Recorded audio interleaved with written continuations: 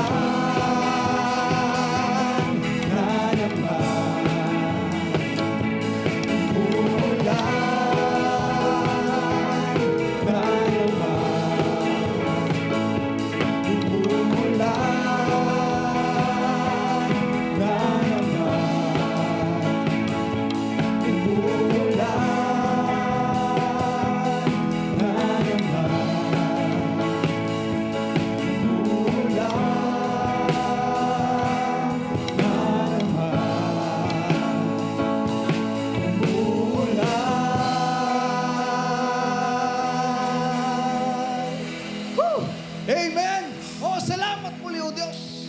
Hallelujah. Ulan ng pagpapala. Opo, Panginoon. Hallelujah.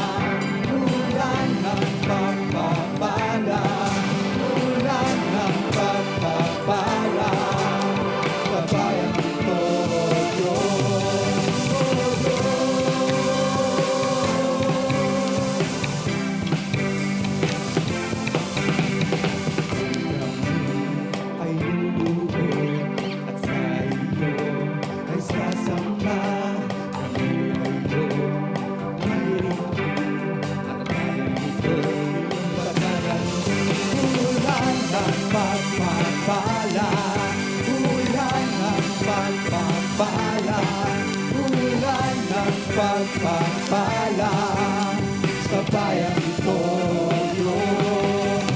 ulan ng pagpapala, ulan ng pagpapala, ulan ng pagpapala sa bayang ito,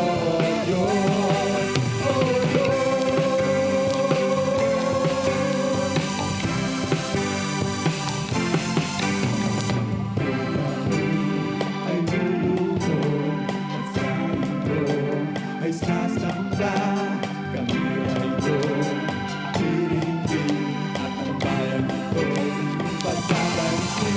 Ulan ng pagpapala, ulan ng pagpapala, ulan ng pagpapala sa bayan ito, ulan ng pagpapala, ulan ng pagpapala, ulan ng pagpapala sa bayan ito, ulan ng pagpapala, ulan ng pagpapala, ulan ng pagpapala sa bayan ito, Diyos.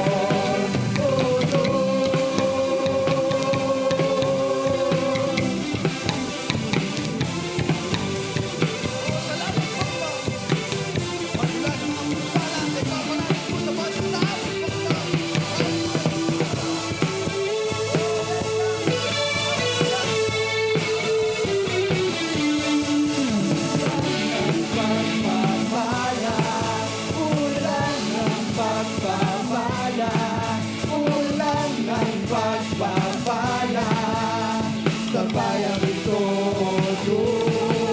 Ulan ng pagpapala, ulan ng pagpapala, ulan ng pagpapala sa bayang ito, Diyos. Oh Lord, oh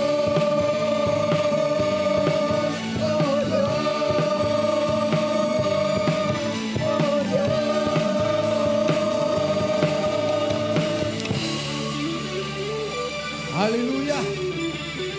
Opo, Panginoon, salamat ng napakarami, O Diyos.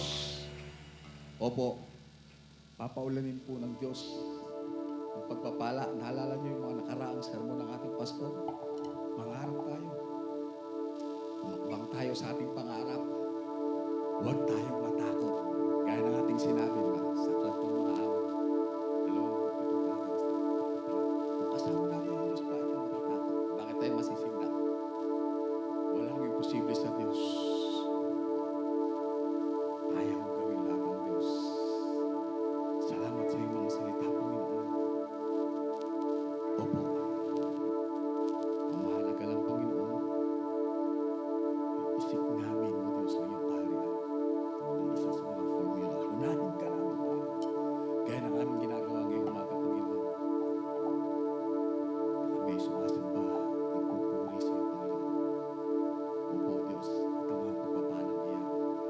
susunod na lamang sa amin, Panginoon. Patuloy mo kami samahan sa aming pagsamba, Panginoon. Hallelujah sa iyo, Diyos. Hallelujah.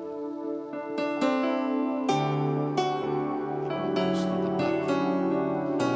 Noon, ngayon, at magpakailanman. Yan ang katotohanan, O Diyos. Dakila ang katapatan mo. Tapatan mo, Diyos, tunay at dakila. Sige po, awitan natin ang Panginoon. Ibig mo'y wagas at walang kapantay. Tingin po ang iyong mga anak, O Diyos. Puso Opo, sa aking buhay. sinisigaw ng ating mga puso at kaluluwa, O Diyos. Ang iyong kabutihan, ang iyong katapatan, Panginoon. Hallelujah. Yan ang katotohanan, O Diyos. Na ang katapatan mo ay tunay at dakila. Katapatan mo, O Diyos, tunay at dakila. Sige, patuloy lang po natin hawitan ang ating Panginoon.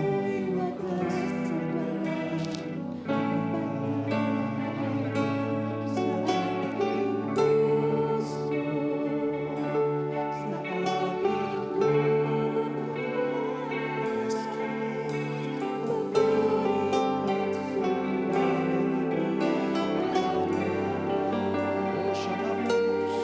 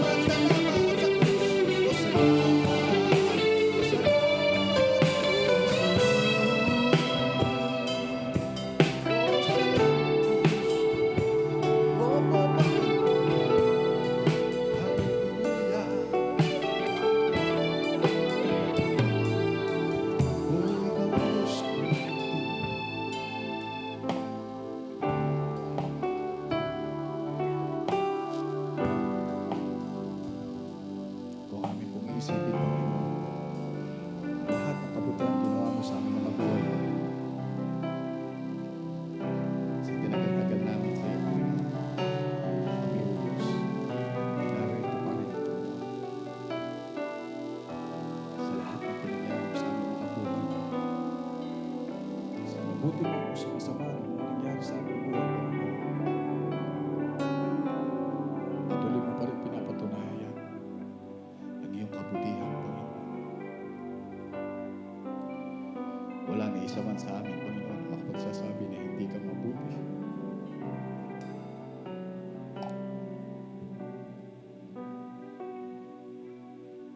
Araw-araw, Panginoon, pinaparanas mo sa amin ang iyong kabutihan. Sa pag-isip pa rin namin sa umaga, nariyan ka na.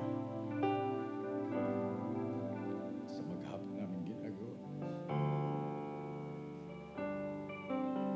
hindi mo kami binibitawan.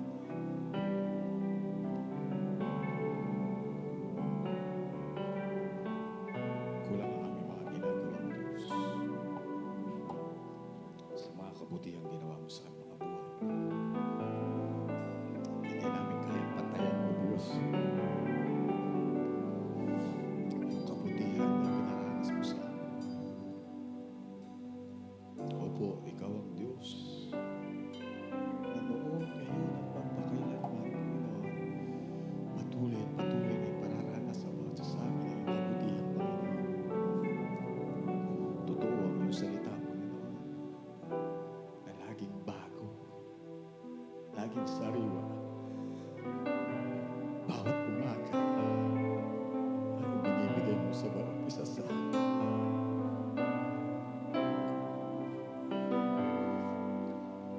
Sa iba't ibang sitwasyon namin sa mga buhay, Panginoon, isa lang ang masasabi namin na iba-iba man ang aming sitwasyon.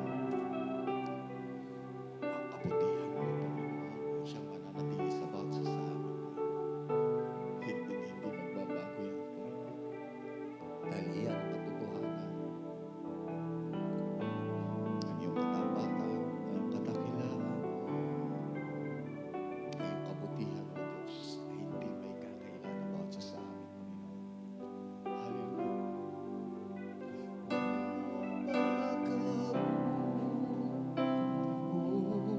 Sabihin mo ang lakas mo. Opo,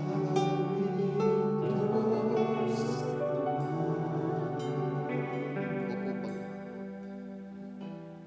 Ang iyong hikab, luwalhatiin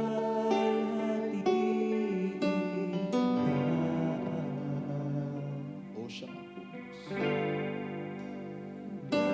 napakabut mo. Di ka nagbabago.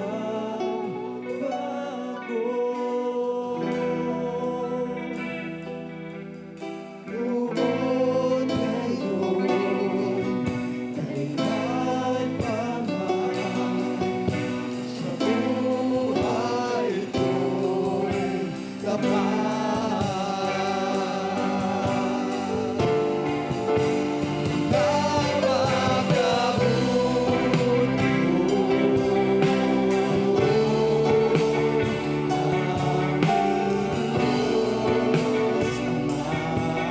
Opo, Panginoon. Siya nga po, Diyos.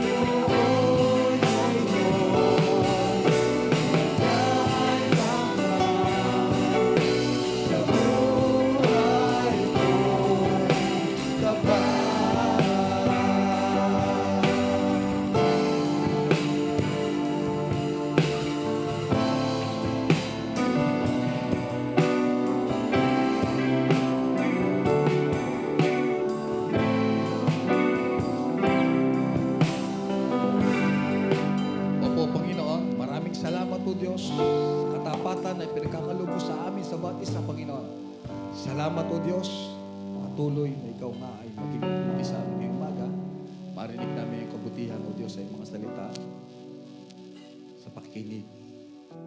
O Diyos, salamat po sa iyong kapurihan, sa iyong pasasalamat, sa ngalan ng Ama, ng Anak, ng Espiritu Santo, lahat po tayo magsabi ng Amen. Amen. Amen. Amen. Amen. Isang mapagpalang araw po muli na linggo. Glory to God po. Muli po tayo nagkita. Salamat po sa biyaya ng Diyos at walang tinamad sa atin na bumangon sa lamig po ng panahon ngayon. Humingi na po akong pasensya at mamaya medyo pipiyok ako dahil nga po sa dala ng panahon na natin. Sobrang lamig. Kung di po ako nagkakamali, bumagsak na sa Pilipinas. Ang pinakamababang temperature kanina is 9.8 ayon sa Pag-asa, which is sa Benguet. And sa atin po is I think 24 degrees ata. So, malayo. Salamat po sa biyaya ng Diyos dahil, ayan, may maupuan na tayo sa labas na wala talagang tinamad. Amen po ba? Papuri po sa ating Panginoon. And speaking of change po sa ating panahon, today po we will talk about change sa ating buhay bilang mananampalataya. Kung mababalikan po natin yung mga preaching sa atin ng ating mga pastor ng mga nakaraang linggo, katulad po nung sabi sa atin ni Pastor Nathan, if we want to start our year right, we need to start it with the Lord. Amen po ba doon? And last year, we talked about kay Pastor Ding po, through Pastor Ding, yung change naman in our lives through our perspective. So ngayon po, speaking of change, we will talk about the cost o yung mga kapalit na halaga ng pagbabago sa buhay natin na ginagawa ng ating Panginoon. And speaking of change po, tingnan muna po natin sa Merriam-Webster yung definition ng change. So tingnan po natin sa ating PowerPoint. Change daw po is meaning to become different. Next po, to undergo transformation, transition, or substitution. To make a shift from one to another. So kung titingnan po natin, from this definition of change po, sa ating dictionary, it is also equals to transition. Meaning we need to undergo transformation, talagang may process in terms of change. At ano po yung dinadala sa buhay natin ng mga pagbabago na ito, na galing sa ating Panginoon? Dalawa lang daw po yung pwede nating ma-differentiate yun. Pwedeng positive, pwedeng negative.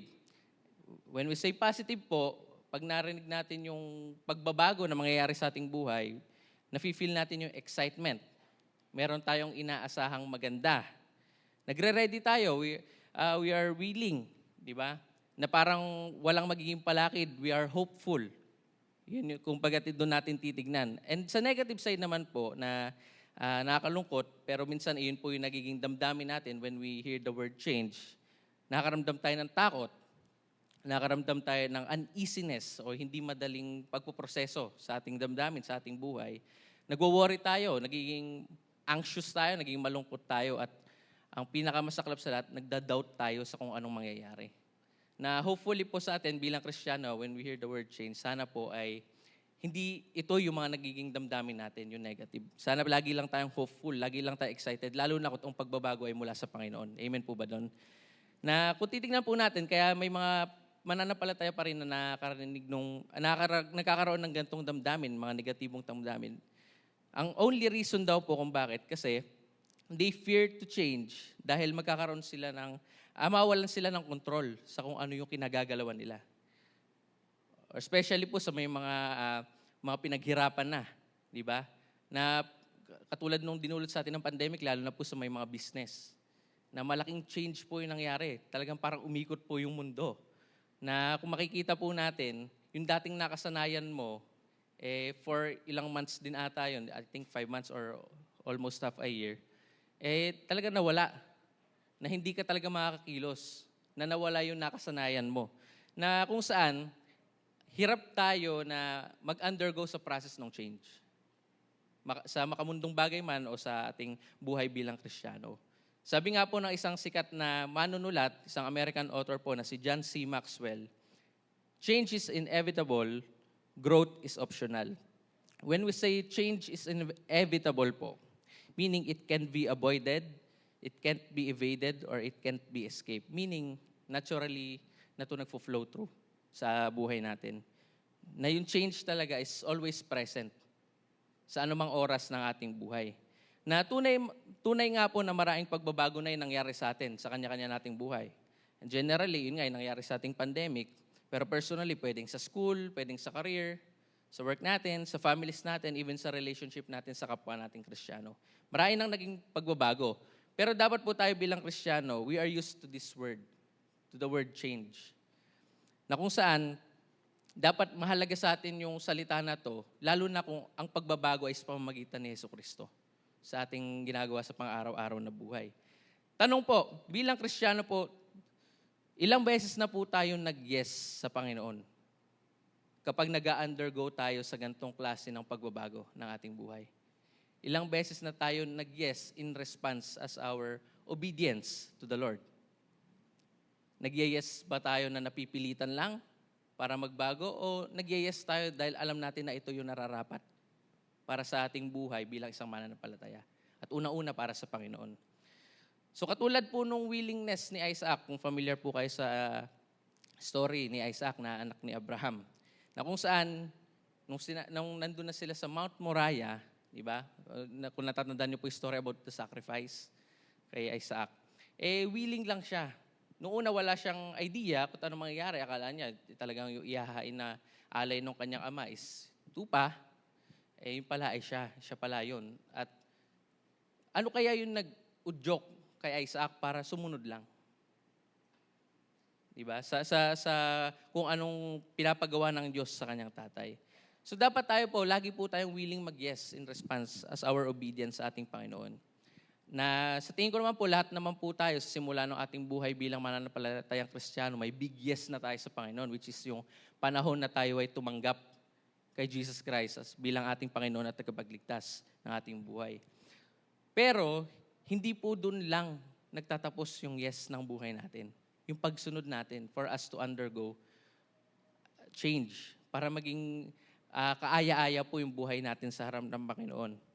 Kailangan po natin ipagpatuloy yung pagtugon ng yes sa kahit anong pagbabago ng buhay na dinadaanan natin dito sa mundo. Meaning, hindi lang po for salvation ang ating pagsunod. It also means na we need to surrender every portion of our lives. We need to give it up on a daily basis sa pang-araw-araw po natin na buhay. Na hindi po natin nahayaan na yung faith na meron tayo kay Jesus hanggang sa una lang na tumanggap tayo. Instead, dapat sa pang-araw-araw po, bago tayo pag gumising tayo at bago tayo matulog, dapat sinusurrender natin. Pinapakita natin sa Diyos yung pagpapasakop natin sa kapangyarihan niya. Na siya lamang yung magmamando sa buhay natin, sa maghapon o sa magdamag nating gagawin. It's a wonderful thing po na maglingkod tayo sa Panginoon, hindi lang po dahil sa ito po ay isang napakalaking pribilehiyo na makapaglingkod tayo, but also it is the best decision that we can do sa ating buhay bilang isang tao. Na kung titignan po natin, hindi lang po siya best decision, kundi tough decision din. Na lalo na po yung mga nakakakilala sa Panginoon na simula baby ay hindi pa nakakilala yung mga galing sa labas. No, kasi ako po hindi ko po na-experience yun dahil lumaki po ako sa loob ng church. Pero it's a tough decision na kung saan kailangan po talaga na may maalis sa atin, sa sarili natin. Na kailangan talaga nating mag-undergo sa change na ginagawa sa atin ng Panginoon. So meaning, serving the Lord do come at a cost. Lagi po talagang may kapalit. Na ako po naniniwala po ako na for us, in order to live a life worthy of Lord or Christ-centered life, kailangan po natin magsakripisyo ng maraming bagay sa bawat araw ng ating buhay. Kahit saang parte man po. So kung meron po tayong mga banal na kasulatan, samahan niyo po ako sa 2 Samuel chapter 24. Again po, 2 Samuel chapter 24 verses 18 to 25. Basahin po natin ang mga talata. Verse 18, Nang araw ring iyon, lumapit si Gad kay David at sinabi, Gumawa kayo ng altar para kay Yahweh sa giikan ni Arauna. Sinunod ni David ang utos ni Yahweh. Nang makita ni Arauna na dumarating ang hari kasama ang kanyang mga lingkod, Sumalubong siya at nagpatira pa sa harapan niyon. Ano po kaya ang inyong pakay kamahalan at dumalaw sa inyong abang lingkod? Tanong ni Arauna. Sumagot si David, bibilhin ko ang iyong giikan para pagtayuan ng altar ni Yahweh upang mahinto na ang salot. Verse 22, hindi na po kailangang bilhin ito, gamitin na po ninyo sa paghahandog. Tugon naman ni Arauna. Sinabi pa niya, mayroon po akong mga toro dito, ito na po ang inyong ihandog. Ang kariton po namang ito at mga pamatok ay gawin na ninyong panggatong. Nang maibigay niya ang lahat ng ito ay idinugtong pa niya, maging kalugod-lugod nawa ang inyong handog kay Yahweh na inyong Diyos. Ngunit sinabi ng hari, referring to King David, hindi maaari, babayaran kita sapagkat hindi ako maghahandog kay Yahweh ng anumang walang halaga sa akin.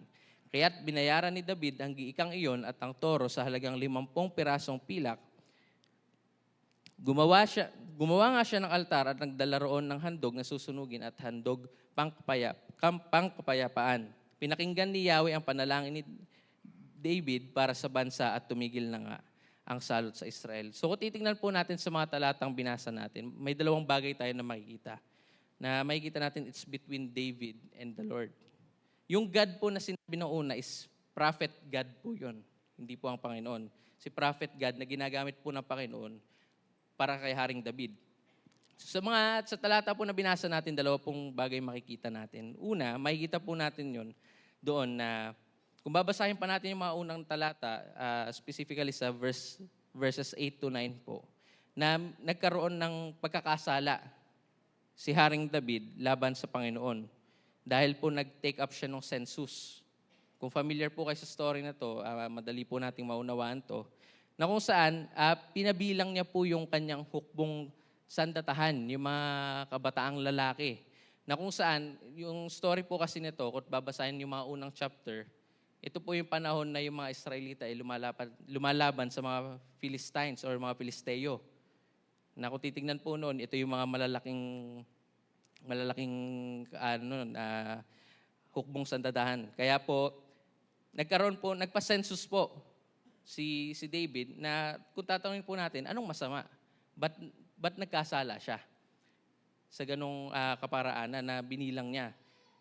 Kasi po, kaya po binigyan ng plague or ng salot ng Panginoon ng mga Israelita noon dahil sa ginawa nga po ni David na to, na hindi siya umasa sa kakayanan ng Panginoon. Na kahit ilan lang yung kanyang hukmong sandatahan, yung kanyang army, mas pinili niya pa rin gamitin yung sarili niyang kakayanan para bilangin o sukatin yung kakayanan na meron yung mga Israelita. Na kung makikita po natin, mas ginugusto po ng Panginoon na sa buhay natin bilang mananampalataya na magtiwala lang tayo sa Kanya. Sa kabila ng kahit anong pinagdadaanan nating problema, katulad po nung naranasan ni Haring David at ng mga Israelita. Lalo na nung panahon po na kalaban nila yung mga Philistines or mga Filisteo. Na magtiwala tayo sa Panginoon laban sa strength or numbers na meron tayo sa buhay natin. At pangalawa po na makikita natin sa mga binasa nating talata is yung pagbili po ni Haring David sa pamamagitan ni Prophet God, yung threshing floor or yung giikan. Na kung saan, noong Old Testament po, usually, doon po yung nagagawa ng altar para sa Panginoon para mag-alay sa giikan. Na kung titignan po natin, hindi lang po ito basta kung saang giikan, kundi specific po yung sinabi ng Panginoon through kay Prophet God, kundi kay Arauna, giikan ni Arauna.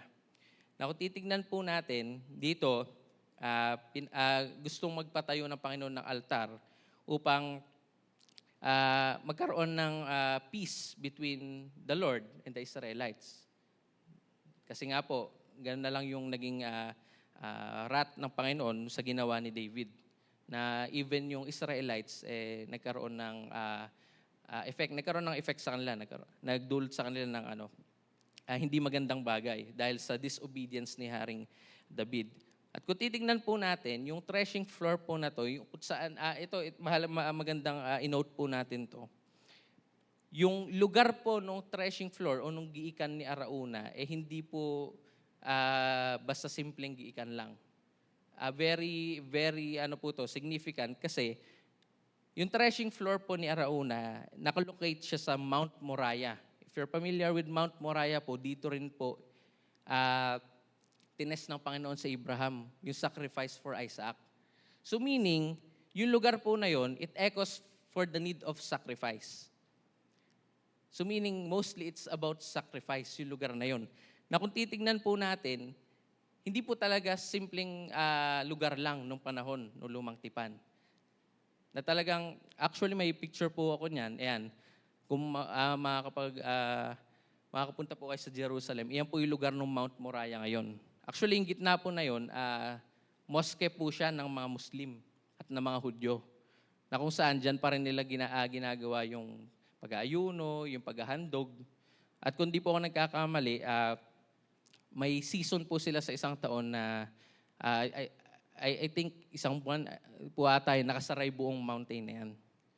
Na walang ibang gagawin yung mga Hudyo, kundi ibigay yung mga alay nila. Parang talagang tradition na nila noon, ng mga Hudyo. Nakasama po nila yung mga Muslim. So yan po yung present picture ng Mount Moriah. Na talagang pinakatawanan po nila na iyan po yung lugar for sacrifice hanggang sa panahon na meron tayo ngayon. So kung pupunta po kayo ng Israel, sa Jerusalem, maganda po na mabisita nyo rin yan. Ako po personally, pinapangarap ko po na makapunta sa lugar, sa Holy Land, na noong una po parang sa tingin ko boring kasi parang napakainit eh. Parang mas mainit pa sa Pilipinas. Pero nung pag na-realize mo yung importance, nung makikita mo kung saan lumakad si Jesus, di ba? Parang nagkakaroon ka na ng, siyempre, tayo mga Pilipino, imaginative tayo eh. Gumagana lagi imagination natin. Parang nakaka-bless na maisip natin na nabisita natin yung lugar kung saan nabuhay si Jesus, saan nag-ministry si Jesus. Yun lalo na nakaka-encourage yun eh. Pag nakikita natin kung saan talagang nag-ministeryo si Jesus sa buhay ng Bagong Tipan. So yun po, kung titingnan nga po natin yung lugar na yan, it echoes for the need of sacrifice sa buhay po noon ni Haring David. Kaya gano'n na lang po yung yung response niya nung in-offer ni Arauna yung kanyang giikan na parang ayaw niya na hindi niya babayaran ito. Kasi ayaw niyang mag-offer sa Lord ng walang halaga sa kanya. Tayo po ba bilang mga Kristiyano, tanong po, ano po ba yung mga bagay na mahalaga sa atin na kaya nating i-sacrifice para sa Panginoon? Panigurado po, marami tayong masasabi. Na napakahalaga po na mapaalalahanan tayo na para maging kalugod-lugod yung ginagawa nating paghahandog, dapat 100% nag-yes tayo sa Panginoon. Ibibigay natin ang lahat sa kahit anong parte ng buhay natin. Na kung titingnan natin, gusto ni Haring David worth it yung sacrifice. Hindi dahil sa pagmamalaki na meron akong ganito, Panginoon, pero hindi. Ang gusto niyang ipunto dito, hindi dahil sa may ganito ko kalaking pera noon na kaya kong bilhin yung giikan niya, pero dahil ito yung nararapat talaga para sa'yo. Yun yung maganda po na maging mindset natin bilang mga Kristiyano in terms of sacrificing yung ating yung mga bagay sa ating buhay. Na hindi po madali.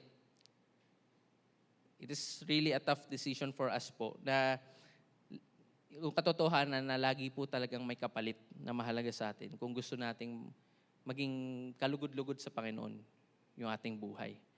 Kagaya nga po nung sabi nung Matthew 16 verse 24 to 26, nagbibigay po ito sa atin ng wastong pananaw patungkol sa kung paano po tayo mamumuhay na si Kristo yung nakasentro.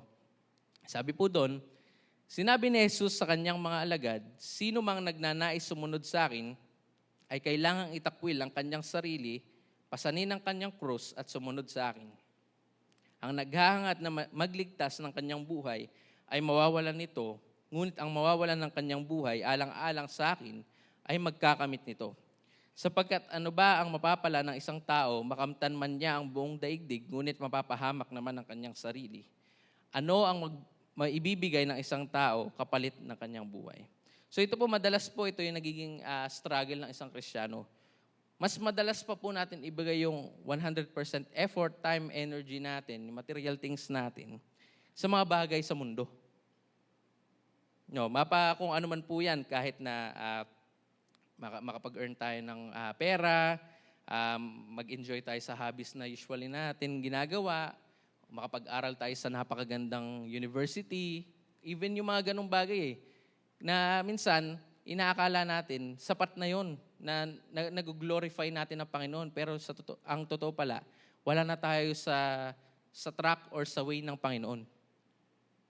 Na hindi na pala iyon yung nararapat para sa atin. Parang puro self-satisfaction na lang yung gusto nating mangyari sa sarili natin. Even yung mga gandang trabaho. Lalo na po sa mga young adults, yung mga young professionals natin. Ako po personally, dahil head po ako ng kabataan natin sa Church sa Balanga, ang hirap po pag samasamahin ngayon ng mga kabataang working na, yung mga young professionals. Talagang struggle po pala talaga yon.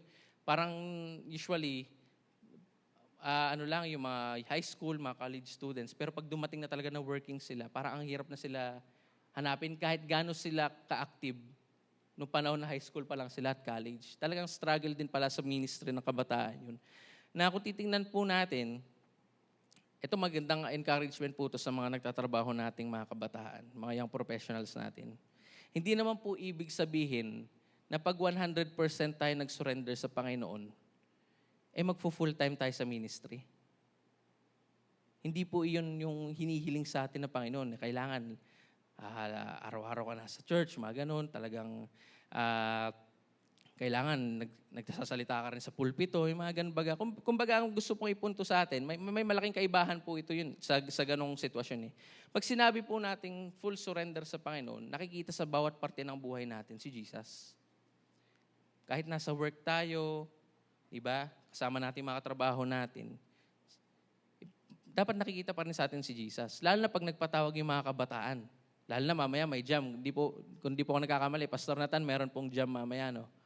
Mga kabataan. Yung mga young professionals po natin, I encourage all of you po na mag-join tayo. Ibigay po natin yung oras sa Panginoon. Kaya nga po, yung Sunday, Sabbath day, rest day po natin. Diba? Hanggat magagawan po natin ng paraan para maibigay sa Panginoon yung araw na to, gawan po natin ng paraan. Even sa mga women's and men's ministry po natin. Lalo na kung may business man tayo. Kung kaya man po nating isakripisyo isang araw na sarado yung ating business para sa Panginoon, napakaganda pong move sa ating buhay. Na may pakita natin sa Panginoon na itong araw na to sa'yo lamang to, Panginoon. Wala akong ibang iisipin, kahit na may business ako, kahit magsara muna ako, kahit may work ako, kung kaya kong mag-off muna, di ba? Lalo na sa mga estudyante rin, kung meron kailangan ipasang project, papahinga ka muna, bibigay mo lang sa Panginoon lahat at siya na'y bahala gawin yung mga natitira mo pang kailangan gawin. Ibigay po natin sa Panginoon, pahalagahan po natin to. Katulad lang po nung panahon nga nila Haring David. Kung titignan po kasi natin, ibang-iba po yung way of learning noon sa way of learning natin ngayon. Ngayon, napakalawak na Diba? Pero sa kanila noon, talagang iniisip lang nila kung ano yung para sa Panginoon. At ako po personally, encourage ako, paano kaya ko naulit yung panahon na yun sa atin? Hindi po ba ang sarap, ang gaan ng buhay? Kasi wala tayong ibang ginagawa, kundi kung ano lang inarapat para sa Panginoon. Na tandaan po natin, pag nag-surrender po tayo, pangatawanan po natin. Panghawakan po natin. Isa puso po natin na ito po talaga para sa Panginoon. Kahit anong bagay sa ating buhay. Na kung titingnan po natin dito, kaya po nating i-declare yung, eto pong sasabihin ko, na I know of no better thing to lose myself for than for the things of God and for Christ.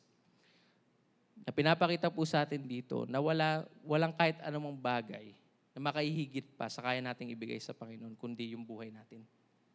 Amen po ba doon? Wala na pong makahihigit doon. Kahit anong bagay na meron tayo dito sa mundo.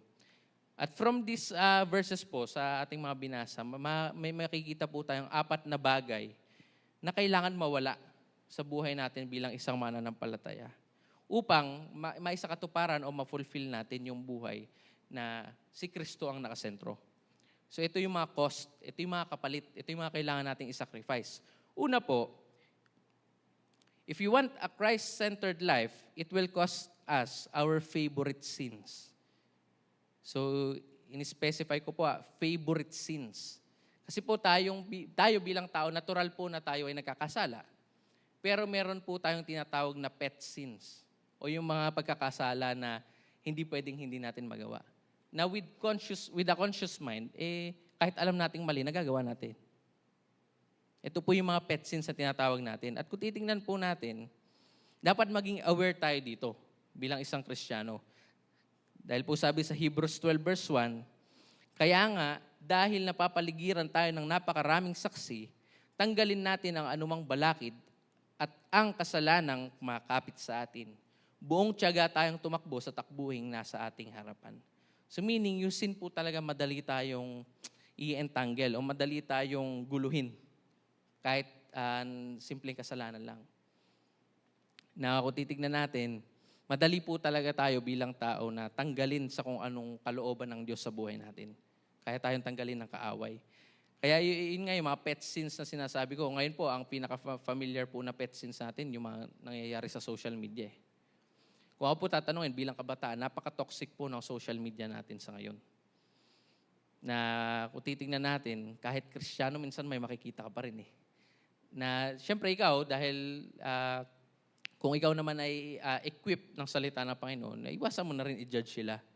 Diba? Magkakaroon ka ng compassion feeling sa kanila. Na minsan, nakakalungkot isipin, lalo na pag mga Kristiyano, mga nagpaparinig sa social media. Yun po, pinakaiwasan po natin yun. Kahit na sino yung kaaway natin, sino yung hindi nakasundo natin. Minsan kasi, isi-share natin yung, may isang post, may nakita lang tayo isang article or isang post, pag nakita lang natin, kahit simpleng salita lang, basta alam mong tatamaan yung gusto mong patamaan, gagawin pa rin natin. Huwag po natin hayaan na lagi tayong ganun. Huwag po tayo sumabay sa toxicity ng social media sa buhay natin. Lalo na po yung mga elder na sa atin na mayroon din mga Facebook. Maging aware po tayo lahat sa ating mga pinipindot. Kasi hindi po natin alam kung ano yung magiging response ng mga nakakita. Lalo na po kung yung nakapaligid sa atin is yung mga kapwa natin mananampalataya. Diba? Hindi naman po natin masabi na hindi naman ako i-judge dito eh. Hindi pa rin po natin. Kasi kung tayo nagagawa natin i-judge yung kapwa natin tao, ganun din sila sa atin. Kasi natural sa atin yun eh. Pero wag po natin alagaan yung gantong klase na kasalanan. Kaya nga po pet sins yung tawag. Pag pet, inaalagaan, hinahayaan, with a conscious mind, gagawin at gagawin pa din. Wag po natin hayaan na ganito. Kaya nga po, kung titingnan natin, nasasaktan din po yung damdamin ng Panginoon dito. Lalo na po yung Holy Spirit na siyang ating kasakasama sa ating pang-araw-araw na buhay. Nasabi po sa Ephesians 4 verse 30, at huwag ninyong saktan ang kalooban ng Espiritu Santo sapagkat siya ang tatak ng Diyos sa inyo, ang katibayan na kayo'y tutubusin pagdating ng takdang araw. So believers grieve the Holy Spirit when they ignore His presence, His voice, and His leading. Pag hindi po natin hinayaan na kumilos ng malaya ang banal na Espiritu sa ating buhay, ginigrieve daw po natin. Binibigyan po natin ng hard time yung Holy Spirit to lead us sa tamang path ng ating buhay. Na kung dito, titingnan natin, once na nag-grieve natin yung Holy Spirit, it can lead to extinguishing yung fire na meron yung Holy Spirit. Kaya may mga nanlalamig na mananampalataya dahil sa mga pet sins na to. Hinahayaan nila na may mindset kasi sila minsan na na papatawarin naman ako ng Panginoon, okay lang yan. Na dapat sa atin, hanggat kaya nating iwasan yung kasalanan na to, na nakasanayan natin gawin, iwasan po natin. Hanapan natin ang paraan. Humingi po tayo ng guidance, ng wisdom sa ating Panginoon. Kasi hindi po madali talaga ang buhay natin, lalo na sa sitwasyon na meron tayo ngayon. I-consider po natin itong gantong klase ng mga questions sa ating buhay, na kung saan ma-evaluate natin yung actions natin, yung pag-iisip natin, yung pag-uugali natin. Paano po kaya kung kasama natin si Jesus? Ano po kaya yung magiging response niya sa ginagawa natin? Ano po ba yung mga bagay na ginagawa ko ng patago? Ano po ba yung mga bagay na ginagawa ko na siyang maging daan para maging question sa pakikipagrelasyon ko sa Panginoon? Na ito po, kung titingnan natin, mga simpleng tanong lang po to, pero makakatulong po dito makakatulong po yung mga tanong na to para ma-identify natin yung mga kasalanan na nakasanayan natin gawin. Kasi may mga tao po talaga insensitive na minsan, lalo na kung nagkakasala ka sa kapwa mo tao, nang hindi mo na-realize na offend na pala sila, too hard ka sa kanila, masyado nang harsh yung sinasabi mo. Maganda, tanungin natin sa sarili nito. Paano kung kasama natin si Jesus? Ano kaya yung gagawin niya? Diba? Ano yung magiging mindset niya? Ano yung tingin niya sa sinabi ko o sa nagawa ko? Diba? Ano yung i-offer niyang help sa akin? So, wag po natin hayaan na kahit mananampalataya tayo, na-overcome pa rin tayo nung sin. Na-overpower pa rin tayo. Na siya pa rin yung nagmamanage sa atin. Kasi tandaan po natin, simula nung tumanggap tayo sa ating Panginoong Jesus, hindi na yung mga kasalanan na to yung nagkokontrol sa buhay natin. Kundi si Jesus na. Siya na yung nagmamando sa atin. Na dapat, kung tumating tayo sa ganong klase ng sitwasyon, self-check tayo. Naibigay ko ba talaga yung 100% kay Jesus? Fully surrender ba ako sa Kanya? Naibigay ko ba lahat ng parte? Baka may naiwan Baka may sinet aside ka. Lord, tinatanggap kita bilang Panginoon at tagapagligtas, pero ito, tabi muna natin next time na lang. Hindi naman pwedeng pong ganun.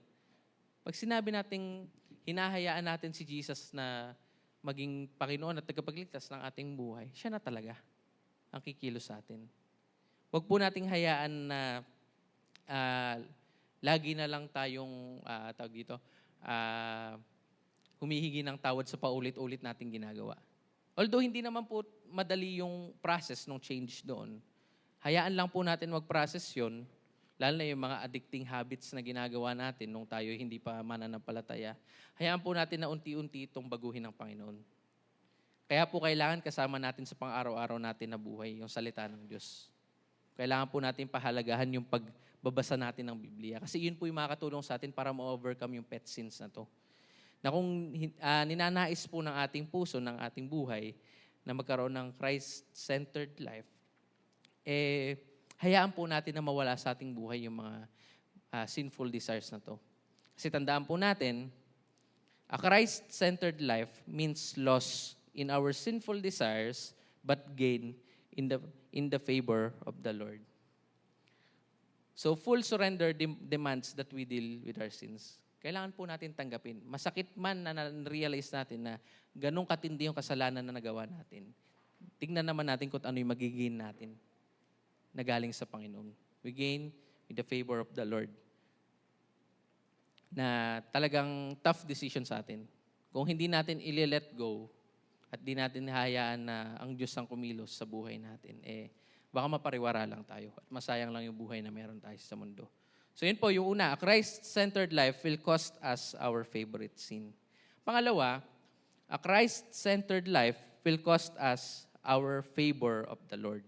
Sabi po sa 1 John 2 verse 15 to 16, again po, 1 John 2 verse 15 to 16, huwag ninyong ibigin ang sanlibutan o ang mga bagay na nasa sanlibutan. Ang umiibig sa sanlibutan ay hindi umiibig sa Ama. Ang lahat ng nasa sanlibutan, ang pagnanasa ng laman, ang pagnanasa ng mga mata, at ang pagmamalaki sa buhay na ito ay hindi nagmula sa Ama, kundi sa sanlibutan. So itong talata po na to, it should serve sa atin bilang mananampalataya as the perfect antidote or pangontra sa ating desire o pagnanais natin sa mga bagay sa mundo or kung ano yung mga bagay na kayang i-offer sa atin ng mundo. Na kung titingnan natin, aware naman tayo bilang mananampalataya na anything or any material thing in this world is useless and pointless.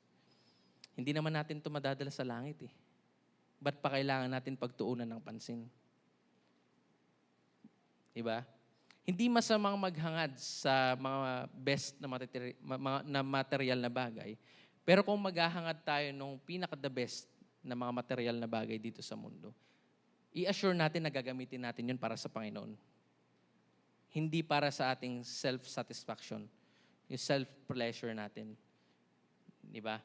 Na makakatulong to sa atin na, kumari, meron tayong bagong kotse. Gamitin natin sa ministry natin sa Panginoon. Yung mga kapatiran natin na walang sasakyan, pagpupunta ng church, di ba? Ipagamit natin yun sa Panginoon. Hayaan natin na yung mga bagay na meron tayo ay maging kagamit-gamit sa kaharian ng Diyos. Kasi alam naman po natin, may talata sa Biblia, higit na mas mahalaga na mag-impok ng mga bagay na patungkol sa kaharian ng Diyos sa mga bagay sa mundo. Alam naman po natin lahat yan. Kaya iwasan po natin. Lalo na kung yung bahay po natin, puro cabinet, tas puro mga gamit na hindi naman nagagamit. Kaya nga mga po sabi ni Pastor, kung di po ako nagkakamali, 3 weeks ago ata yun na-share niya sa amin sa leader sa Balanga. Pag may mga bagay siya na luma na hindi na nagagamit talaga, naiimbak na lang, kung hindi niya itatapon, ipapamigay niya yung mga pwede pang gamitin ng iba. Kasi kung hindi mo talaga ginagamit, ba't hayaan mo pa nandun? Di ba?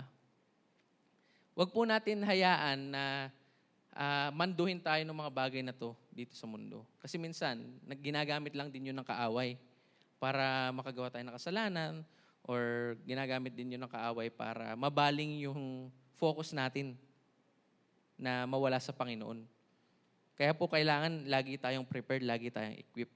Kasi ang mundo laging may i-offer sa atin yan. Same with the Lord. Pero we must choose one side only. Kay Lord o sa mundo. Di ba po sabi sa Romans, do not conform to the patterns of this world. Huwag po natin hayaan na magkaroon tayo ng habit na lagi lang tayo nakaayon sa kung anong gusto ipagawa sa atin ng mundo. Pero magkaroon tayo ng mindset na kung ano yung gustong ipagawa ng Panginoon. And for us to change our lives, para maging Christ-centered ito, lagi nating i-remind sa sarili natin na we can't serve two masters. Hindi pwedeng pinaglilingkuran mo ang mundo, pinaglilingkuran mo rin si Lord. Hindi. Dapat pipili lang tayo ng isa.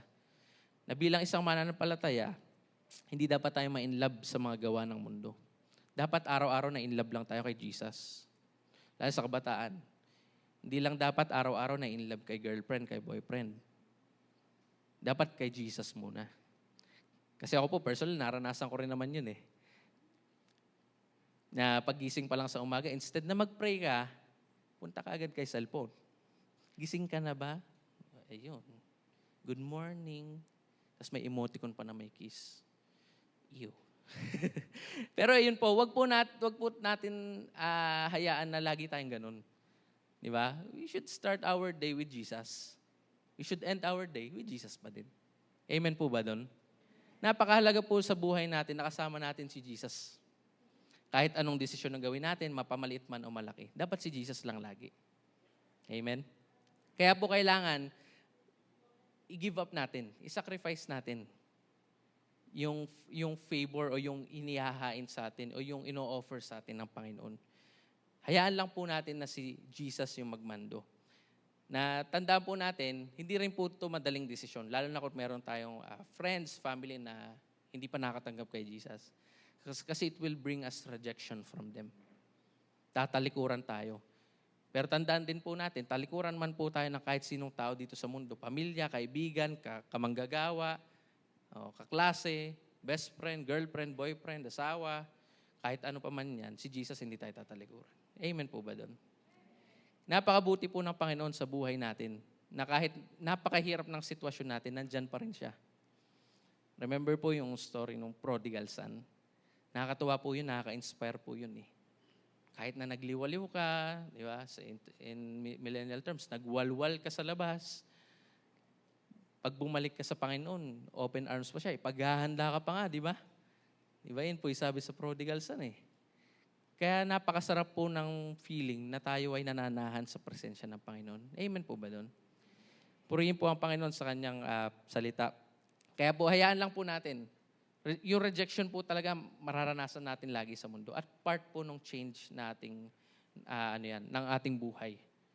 Na nare-reject tayo, tinatalikuran tayo, nilalayuan tayo ng mga tao na minsan naging malapit sa puso natin. At natural po 'yun. Pero kailangan with wisdom from the Lord, alam natin kung ba't nangyayari 'yun. Hindi tayo nagpapadala sa ating emosyon. Kaya napakahalaga po ng mental health sa buhay natin. Minsan kasi, pag sa tingin mo ganun na tinalikuran ka na, naging suicidal ka, di ba? Kaya po, wag po kayo matakot kung feeling nyo, nabibigatan kayo, tapos di nyo makontrol emotion nyo. Pacheck kayo sa yung sa mga professional po. Ala naman pong problema dun eh. Hindi naman po ibig sabihin, baliw ka na eh. Dadaling ka na dun sa marebeles. Hindi po yun eh. Mahalaga po dito, pinapahalagahan mo yung sarili mo. At hindi po tayo exempted bilang Kristiyano. Nakakaranas din. Ako personally, nakaranas din po ako ng ganong klase. Diba? Minsan nag-offer na kayo parents ko, tara, gusto mo pa-check ka na sa nung time po na nag-stop ako. Pero sa biyaya po ng Diyos, hindi po naging hadlang yun. At kung sa akin po, hindi naging hadlang yun, kung kayo rin po nakakaranas nun, hindi rin po magiging hadlang yung mga bagay na yun para hindi po mangyari yung kalooban sa inyo ng Panginoon. Huwag po tayo matakot. Kaya tandaan po natin, we are not of the world. Hindi po tayo mula sa mundo, mula po tayo sa Panginoon. Tandaan po natin yan. Hindi po tayo biglang umusbong lang dito sa mundo, biglang lumitaw. Galing po tayo sa Panginoon. Tayo po ay craft ng Panginoon. Gawa po tayo ng Panginoon. Kaya pahalagahan po natin yung buhay na meron tayo dito. Sabi nga po sa 2 Timothy 3 verse 12, gayon din naman, ang lahat ng nagnanais mamuhay ng matuwid bilang tagasunod ni Kristo Jesus ay daranas ng mga pag-uusig. Pinapakita po dito na bilang mga followers of Jesus, bilang mga mananampalataya po, natural po sa atin yung pag-uusig. Dadaan tayo sa problema, pero ang malaking question mark po dito, para ma-overcome natin to, paano natin to harapin? How do we handle this kind of persecutions, yung mga pag-uusig, these problems? Actually, ang magandang encouragement po dito is yung sa 2 Corinthians 4 verse 8 to 10.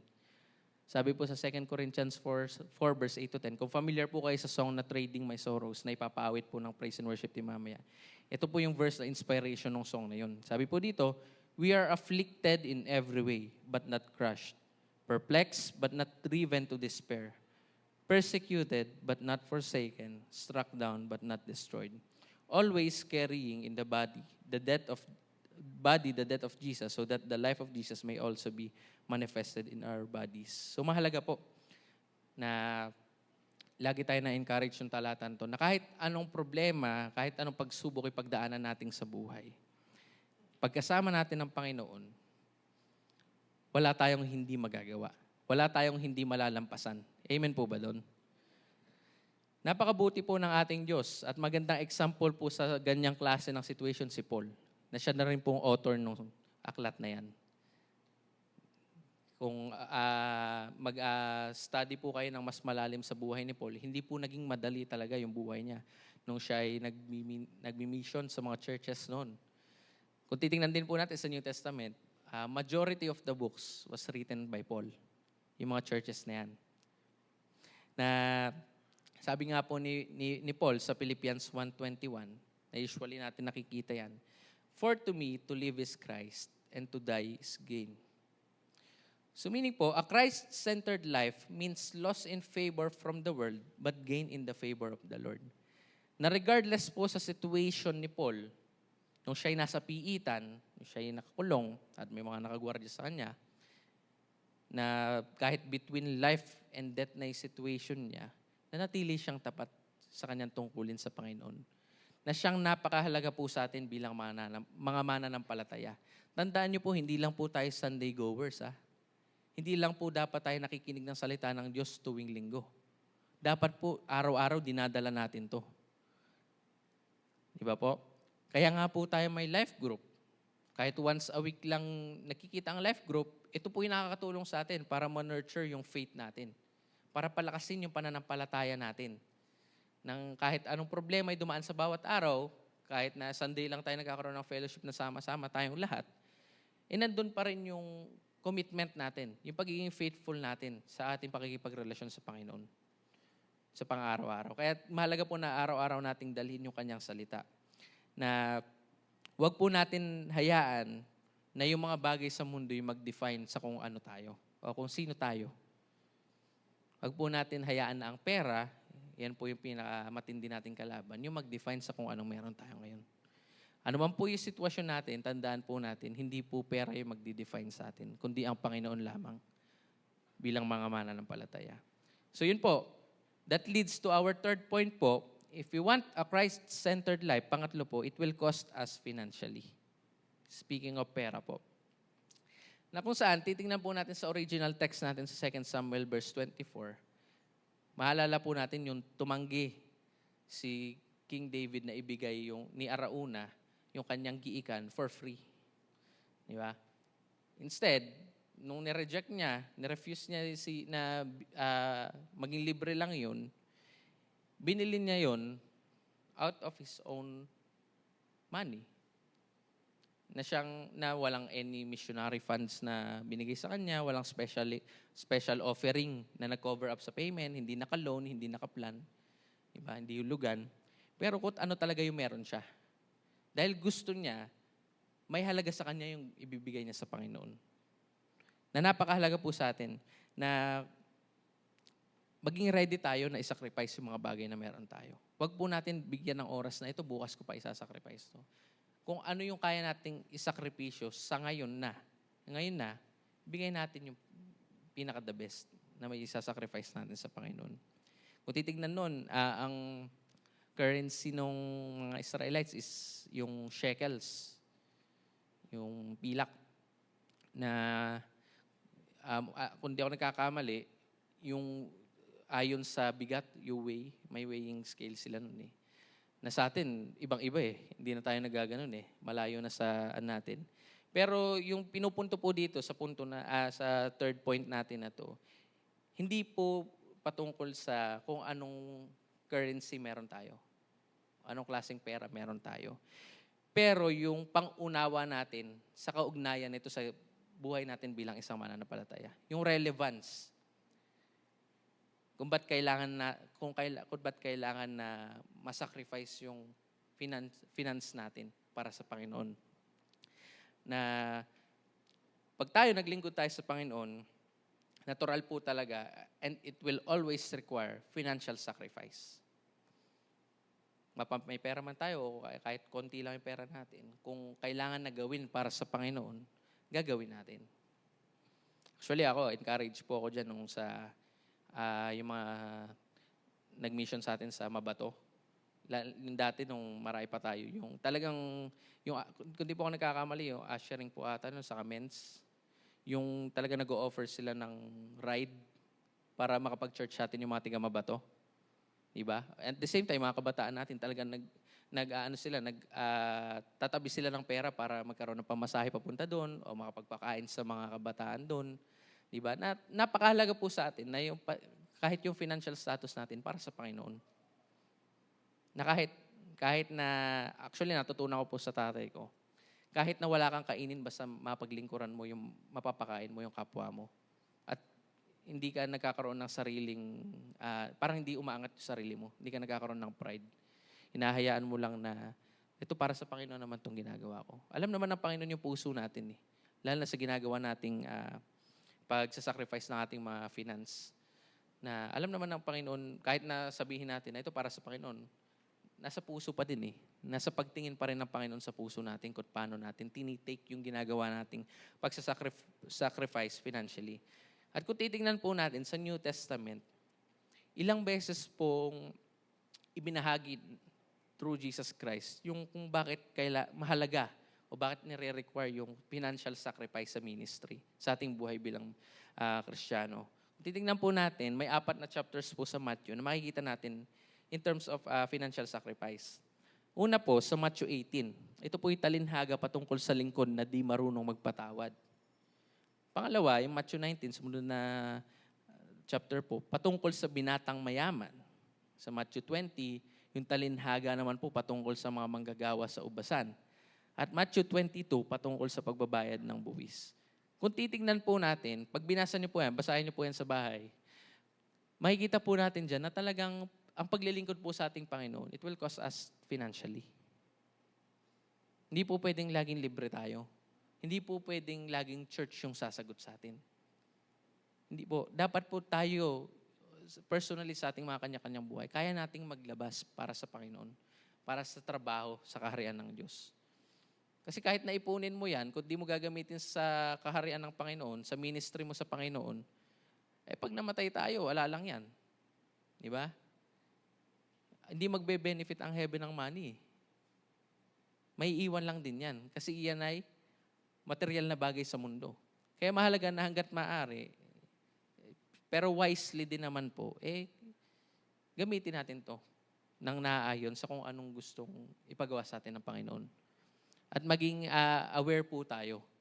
Kasi baka mamaya, gastos ka ng gastos, akala mo para sa Panginoon na pala yun. Kaya ako po, yun nga po, katulad nung nabanggit ko nung November po ata na tumayo ako. May isa po akong kaibigan. Ayun niya nagpo-post sa Facebook pag nagpapakain sa mga bata. Ayun nagpo-post kasi minsan natitempt daw talaga siya. Na parang kaya pag nag-post siya, na ano niya yung sarili niya. Na natitempt siya napoprovoke siya na itaas yung sarili niya. Di ba? Kaya maganda ring bagay po sa atin na may limit din tayo bilang tao na sa mga ginagawa nating mga bagay dito sa mundo, lalo na sa ating church, kung anong po yung mga kailangan natin. Kaya po, kung titingnan natin, yung financial sacrifice po, common thread na siya sa scripture. Baka common, yun sa mga nakita po nating talata, common thread na po siya na talagang tinuturuan po tayo ng Panginoon na we must be wise in our financial sacrifices. Kasi mamaya hindi na sacrifice yun. Dapat po maging matalino tayo dyan. So yun po. Kaya magandang question po dito concerning our finances is, kung si Kristo po talaga ang sentro ng ating buhay, ano po yung kaya kong ibigay sa Kanya? Ilang porsyento po yung kaya kong ibigay sa Kanya? 10% lang ba? 25%? Or 50%? Ano po yung kaya nating ibigay sa Panginoon? Tandaan po natin, katulad ni Haring David, kung talagang si Kristo po yung nasa puso natin, hindi po tayo titingin sa halaga ng pera na meron tayo. Mas titignan po natin yung relevance nito o yung kaugnayan nito sa buhay natin bilang isang mananampalataya. Kung ano po yung kaya nating isacrifice para sa Panginoon. Na napakahalaga po sa atin. Tandaan po natin yun. So yun po, pangatlo, a Christ-centered life will cost us financially. At pang-apat po, kauli-ulihan dito, a Christ-centered life will cost first place in your heart. It will cost first place in your heart. So number one, priority natin sa buhay. Na kung titingnan natin, ang kaligtasan po, it's about no longer living for ourselves. Hindi na po patungkol sa sarili natin. Na talagang pagtitiwala na sa ating Panginoong Jesus. Pag tayo ay naligtas. Na in anything that we do, sabi nga po sa whether we eat or we drink, we shall do it for the glory of the Lord. Kahit anong gawin natin, isipin natin lagi, nakakalugod ba to sa Panginoon? Napapangiti ko ba si Jesus? O napapailing siya? Kasi sabi sa 2 Corinthians 5:17, therefore, if anyone is in Christ, the new creation has come, the old has gone, the new is here. Bago na. Tayo ay binago na ng Panginoon. At sa pang-araw-araw nating buhay, binabago tayo ng Panginoon.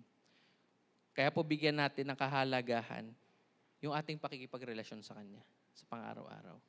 Actually, napakaganda po nung pangit tayo nung church natin ngayon. Kung di po ako nagkakamali, leaders, pakicorrect na lang po, nagkamali ako. Ang inahangan po sa bawat ministries natin is pahalagahan yung Bible reading. Tama po, di ba? Yung pagbabasa ng Biblia ngayon. Napakahalaga po talaga sa atin na araw-araw, dala-dala natin yung salita ng Diyos. Huwag po natin irarason na, ay, nabasa ko na yan eh. Yun po, minsan, lalo sa mga elders natin, kahit na nabasa po natin, hayaan, magkaroon pa rin po tayo ng quiet time with the Lord. Kasi tandaan po natin, kahit ilang beses po natin basahin ng paulit-ulit yung isang talata, iba po yung response sa atin ng Panginoon, iba yung pangungusap. At yung response po ng Panginoon sa talata na binasa natin, ayon po sa pangangailangan natin yun. Tandaan po natin yun. Huwag po natin nahayaan na, saulado ko na yan, santabi na natin yan. Hindi po pwedeng ganun. Hayaan lang po natin na mangusap ang Panginoon ayon sa pangangailangan natin, sa pamamagitan ng kanyang salita. Nang sa ganun po, may sa katuparan natin yung pagkakaroon ng Christ-centered life. Na may pakita natin na number one priority natin si Jesus. Kung i-illustrate po natin to, isipin nyo lang po ng mga panahon na nagliligawan. kayong mga mag-aasawa na. Diba? We can spend all our money. Diba? We can give all of our times, yung panahon natin, di ba? Na kahit yung mga silly decisions na nagagawa natin na parang hindi naman kailangan gawin pero hinahayaan natin na mangyari. Yung pag in love ka, di ba? Yung ganong feeling, sa Panginoon natin gawin yun. Para maipakita natin sa Kanya na siya talaga yung number one sa buhay natin. Kaya po, yung kung matatandaan nung family camp, kung di po ako nagkakamali, si Kuya James po yung nag-share sa atin about priorities. Family camp po yun. Hindi ko na po matandaan kung anong year. Pero nag-speak po si Kuya James about priorities. Na kung ilalagay natin na number one ang Panginoon, that may bakod na yun. Hindi na pwedeng galawin yun. Hindi pwedeng tanggalin. Siya na talaga yung unang-una. Dapat ganun po tayo bilang mga mananampalataya. Na ang gusto po ng Panginoon, yung ating buong puso na pagsunod sa kung anong ninanais niya sa buhay natin. At tignan po natin kung ano yung matatanggap natin pag nagawa natin sa Panginoon. Di ba po? Katulad po na sabi sa Matthew 6:33. Ano po sabi doon? Seek ye first. Di ba? Unahin natin ang Panginoon at ang kanyang kaharian. Dahil iyon po yung nararapat. Lahat ng pangailangan natin, si Lord na bahala doon. Basta ang mahalaga, number one priority natin sa Panginoon. Ang gusto ng Panginoon, seeking heart. Hindi po yung heart na numb, na hinahayaan lang dumaan kung ano yung kailangan dumaan. Hindi po yun yung ninanais ng Panginoon. Kundi ang gusto po ng Panginoon, yung talagang kinakatok siya. Yung nilalapitan siya. Seeking heart. Mahalaga po yun. Imagine, the life lived for Lord is a life of sacrifice po.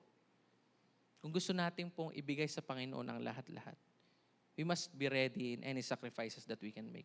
Just like Abraham, when the Lord wants to give up Isaac, nung tinest ng Panginoon, si David, sa nabasa nating storya, kung gaano siya kawiling na bilin sa kanyang sariling pera yung giikan. Even yung mga toro nga, nabanggit doon. At lalo na si Jesus, kung gaano siya kawiling nung siya'y nagkatawang tao, na ibigay yung sarili niyang buhay para sa sanlibutan. Amen po ba doon? Napakabuti po ng ating Panginoon na dapat tayo willing tayo lagi. Na bilang pagtatapos po, magandang malinawan din po tayo dito na meron pong slight difference between salvation and surrender. May maliit po na magkakaiba yon. Pareho po ay mahalaga, ang kaligtasan at pagsuko, pero yung isa po talagang may cost sa atin, may kapalit, may hinihing kapalit, which is yun po yung sa surrender. Ang kaligtasan po natin, free, but it is just the beginning of our lives. Kumbaga, ito po yung kauna-unahang yes, Lord natin. Ito yung kauna-unahang 100% na yes natin. But the question is, are we prepared to pay the cost na hinihiling sa atin ng Panginoon, na isurrender natin sa Kanya? Sabi nga po sa Galatians 2 verse 20 in English Standard Version, I have been crucified with Christ. It is no longer I who live, but Christ who lives in me. And the life I now live in the flesh, I live by faith in the Son of God who loved me and gave Himself for me. So, sa buhay po natin bilang mananampalataya, hindi po tayo laging withdraw lang, hindi po tayo laging cash out. Yan po yung mga usual terms natin. Dapat lagi tayong nagde-deposit sa kaharian ng Panginoon. Lagi tayong nagka-cash in.